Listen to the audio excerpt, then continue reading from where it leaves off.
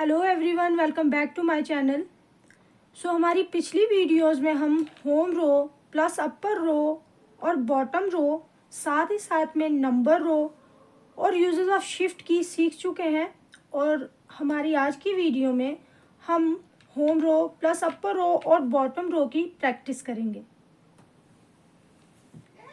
सबसे पहले होम रो की प्रैक्टिस करते वक्त आपने कौन से वर्ड टाइप करने हैं? आपने टाइप करना है JAS space bar, JAJA space bar, KAJA space bar, GAS space bar, SAD space bar, FAS space bar, HAS space bar, HAD space bar. ये वर्ड्स आपने होम रो की प्रैक्टिस करते वक्त टाइप करने हैं।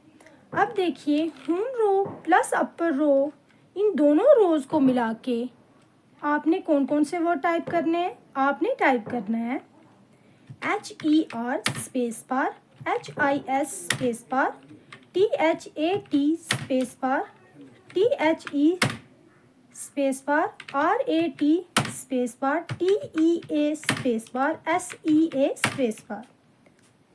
अब इन तीनों रोज को मिला के आपने कौन कौन से वर्ड टाइप करने हैं? आपने टाइप करना है HAND space bar, HANGS space bar, MEN space bar, WOMEN space bar, SON space bar,